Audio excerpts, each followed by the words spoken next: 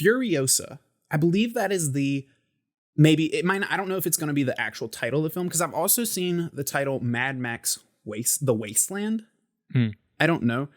A little bit confusing and further down the road, but some casting rumors have come out, and I don't think they're rumors actually. I think they were confirmed that Anya Taylor-Joy would be playing a younger version of Furiosa in a Mad Max prequel. Now, previously, George Miller had spoken about doing another Mad Max movie, and I don't think he had decided if he was going to do a prequel or a sequel. And he had said that he was not going to put a movie into production if he didn't have a good story that he was comfortable with. Now, George Miller as a director, I genuinely kind of trust to know what he's doing. That being said, I'm a little bit skeptical of the decision in general to move forward with a prequel. Just because, like, at what point are prequels proven to not work? Like, can we name a prequel that, like, really just knocked that out of the park? Like, people keep using it as oh, well, we don't know what to do. We could do a prequel, or there's probably a good story back here. We could do a prequel. But no matter how good the idea is, when has it worked? Yeah. I always want to like prequels. I always want to like the idea of expanding on it. I think that they are, at this point, just almost proven not to work. Yeah, however, if they're doing a prequel, I think doing a prequel that is very focused on one character and very separate is the way to do it. The trap that a lot of prequels fall into is they do that thing where they make sure to set up everything that happens in the movies that you're familiar with. Yeah. Like Solo. They made sure that everything about Han Solo that is mentioned in A New Hope was explained. Oh, cool. He made the Kessel Run in less than 12 parsecs. Well, we're going to show you him making the Kessel Run. We're going to show you how he got his name. It's just like all these things. And it's like every prequel, or most prequels, fall into that trap. Like, I don't think you've seen the movie The Thing. No. But the prequel to it, which is also called The Thing, in the original Thing, they go to this base where it's been destroyed and everybody's been murdered. So what the prequel The Thing does is it shows you what happened at that base, and so every bit that you've seen from The Thing, they show you how it all got there, and it's just like you already know what's going to happen at the end. Yeah, you know the axe is going in this door. You know everything if you've seen it. I don't know that Furiosa is going to have that trouble though.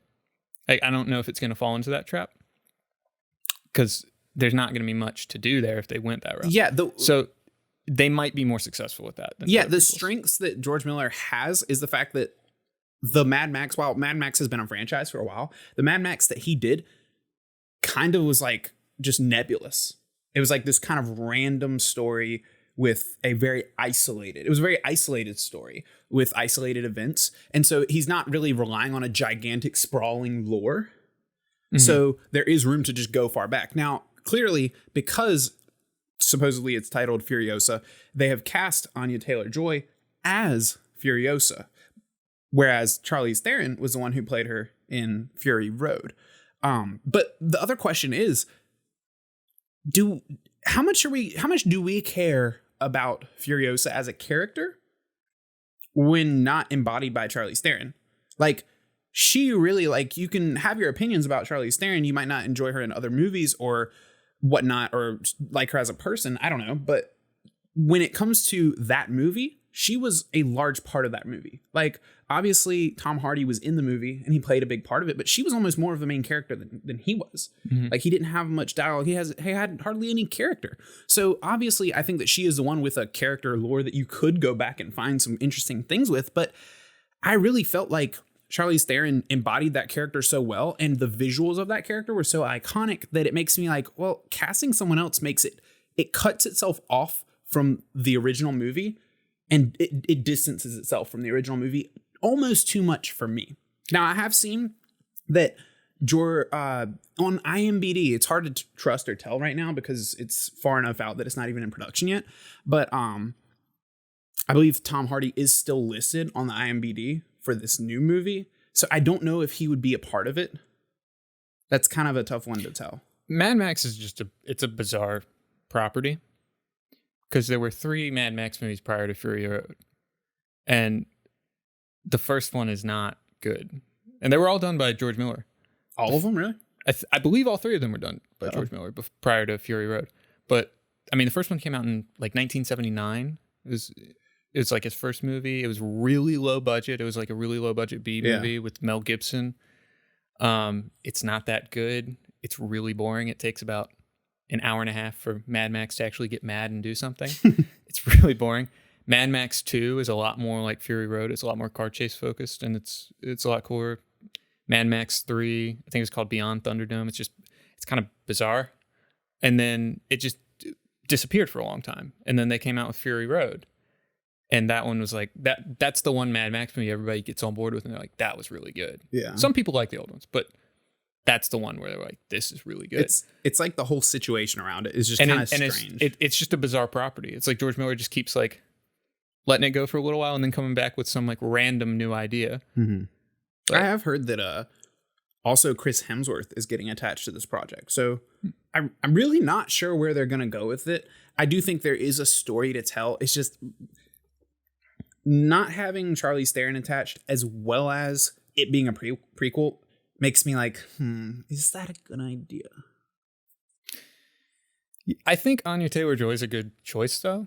I think she's a really good up-and-coming actor. She's really young. Incredibly young, yeah. Like early 20s.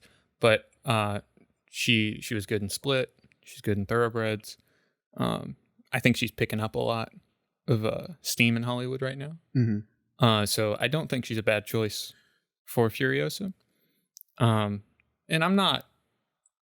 If they're going with the prequel movie, I don't think that's a bad option to go with Furiosa, because I don't think anybody was like, after Fury Road, what we really want is more silent Tom Hardy. Yeah, we really need to know, or about even just what comes next. Yeah. I don't recall being like, what about we need to see Tom Hardy when he was silent, but when he was younger. Yeah.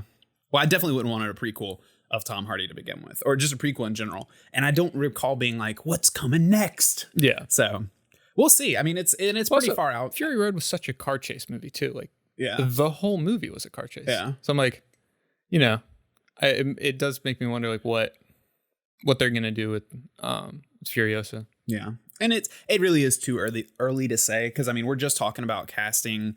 I don't even know if a lot of this is official. I think obviously Anya Taylor-Joy is. Chris Hemsworth they've talked about, but they're not really releasing characters. They're not releasing anything about plots. I don't know if the script is even written yet. So we'll just have to see how that develops. But